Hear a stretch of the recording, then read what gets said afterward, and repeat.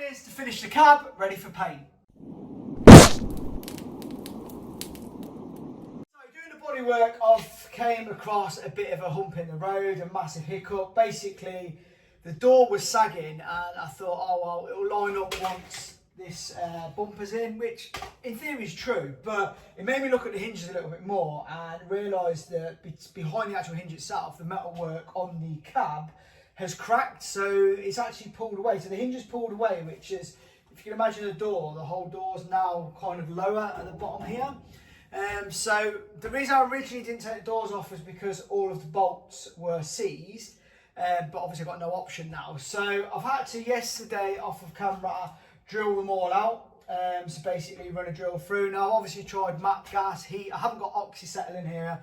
That may have worked, it may not have worked. I don't really know, but the only way I could do it in here was to drill it. So I've drilled out all the bolts, done this on both doors because all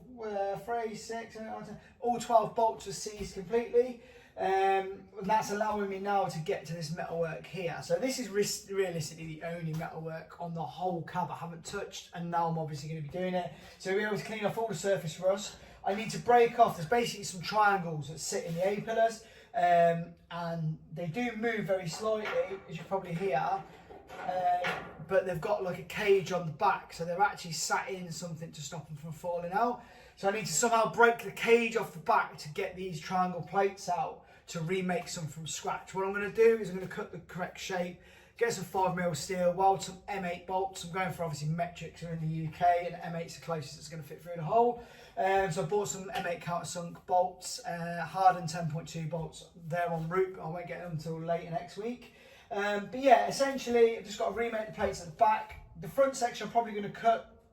I'm going to re-weld some new metal in, bigger holes, and just make kind of the door fully adjustable again.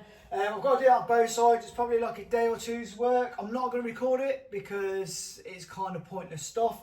I just wanted to make you aware because obviously you're going to see the doors on and off. But hopefully once they're back on, they'll line up nicely. That's the plan anyway. But yeah, hopefully by clicking fingers, I'm back on bodywork.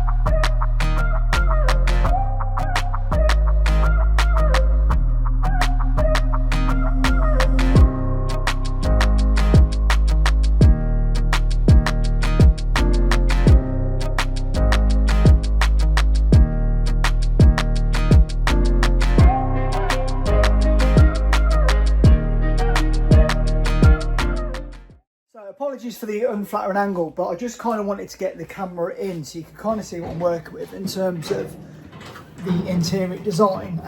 So basically it's set up more like a car. The angle on this steering wheel is a lot nicer. As you can see, it's kind of, we can work with that.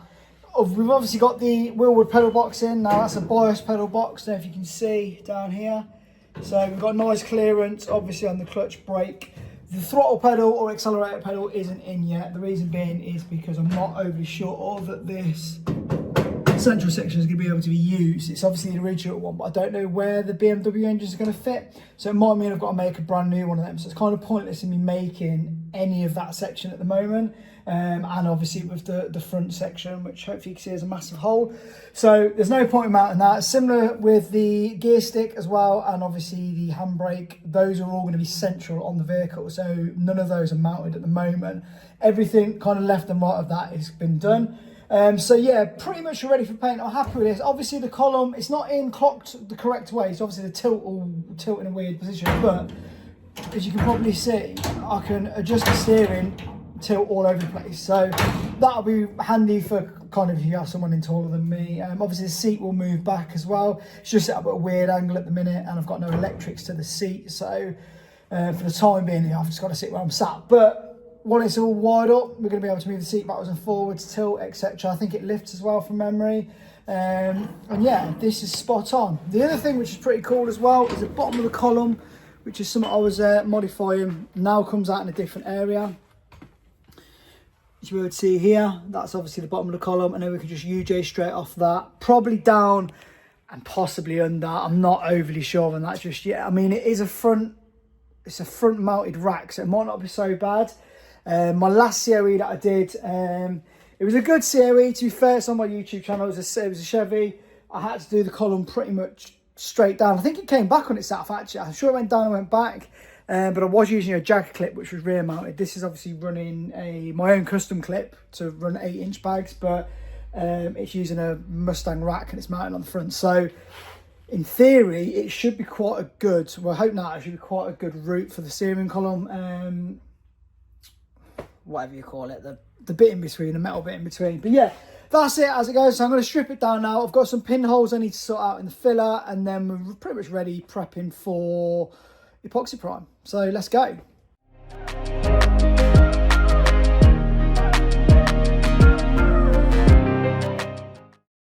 So welcome to the kill room. Essentially it's just a garage with a load of dust sheets everywhere. I'm just trying to stop the spray dust kind of covering everything.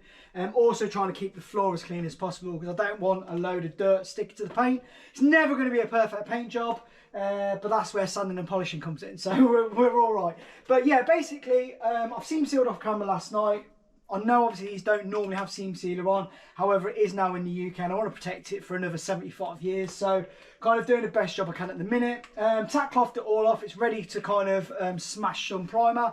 So I've got a 2K spray mask with brand new filters, because these only last so many paint jobs and then put new ones on. So we've got a 2K spray mask, temporary one.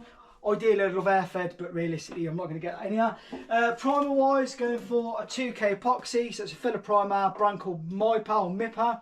E10 fast hardener. Obviously it's not being baked in here, so kind of want a fast hardener. We're just going to mix those two together in that, rather than doing mixing cups, quite simply because I'm going to use most of that can, because there's only like half left. The other thing I've got is I'm trying out a new gun, which is, I usually use a Sealy Gold for top coats. With this being primer, I've decided to see what their Sealy gun's like. So this is their kind of primer gun. It's a 1.8 nib, 1.8 needle.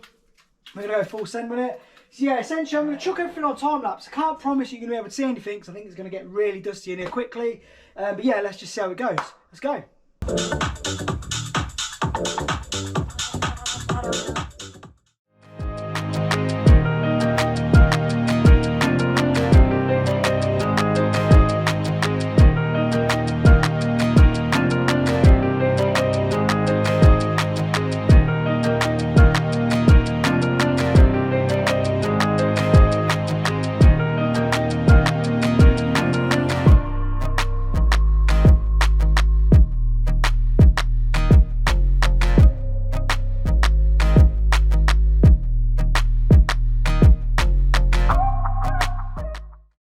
Pretty well, to be fair. Now the gun was only a £23 Sealy gun, and obviously this paint is a filler primer, so it went on kind of ridiculously thick, but it's kind of the aim of the game. And I'm quite impressed, considering the way I'm spraying it. It's not a proper shop, obviously, it's just a little garage. Yeah, it's come out pretty well. So there are some runs and stuff I need to sand out. I couldn't see through the mask. Now that's not an excuse. When I last used the mask, I covered it in paint, and then I had the clever idea of trying to scrape the paint off. I've scratched all the masks, so I've got a new one coming tomorrow if I want to actually do the proper paint work.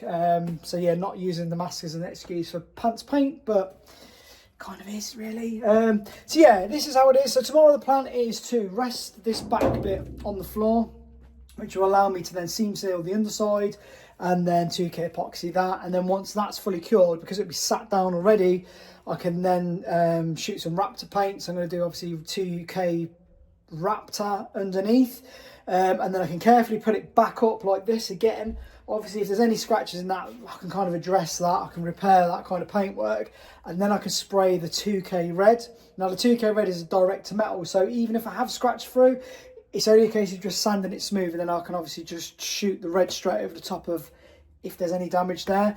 And obviously I want to do it this way around as well, because obviously if any of the red goes onto the Raptor underneath, it doesn't matter. Whereas if I'd done it the other way around, I didn't want to obviously cross-contaminate kind of paints and stuff. It's going to look weird with bits of black sprayed up. So yeah, inside looks pretty good. Probably need to flip it around the other way so you can see the dash. But yeah, we've got the dash, the roof, all good to go. So there will be bits I've missed. Obviously, the other thing as well, once it's on the back, I could probably shoot some kind of 2K up behind the dash. I tried to get as much as I could, but obviously it's kind of hard realistically, especially with the gun, because obviously you've got a certain length of it. But yeah, happy day. So I'm going to go in, I'm going to have probably a little celebratory drink, to be honest, and then tomorrow morning I'm going to come on and crack on. So, see you shortly.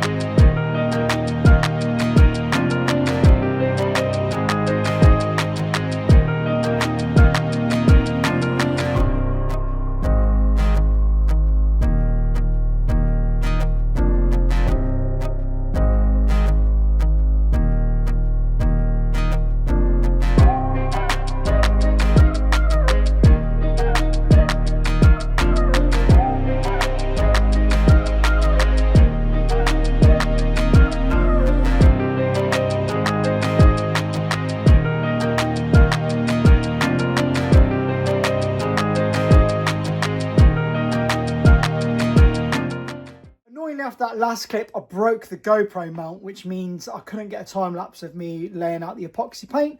I've got one on order. It's coming from Amazon. Not literally coming from Amazon, it's coming from the website Amazon, and that should be here hopefully tomorrow. So it means when I kind of proceed on with the next bits for the next video, should be able to get some time lapses and all the good stuff. So epoxy prime doors both sides. The underside of the cab's been epoxy primed. So tomorrow I'm going to be looking at starting to do some paint on it, as in proper paint. So underneath is likely going to be 2K Raptor. I'm also debating doing the interior Raptor because I've done a truck previously and I liked the finish of the Raptor paint. Now normally people use Raptor to hide stuff. However, people will be able to see by the videos prior to this, all the metalwork's been done on there. There's nothing to hide. It's just Raptor does look quite sweet if you get the texture right. And I've got one of their 70 quid guns where I can get the texture bang on. So I think that's going to be the plan. Colour coat, we're going to get a colour coat on there. It's going to go red, but that won't be the final colour. That is literally going to be a base coat, and then there's multiple colours that are going to go over. This is going to be a patina paint job. So yeah, I'm just going to say thank you for watching so far. Hopefully see you in the next video. Peace out.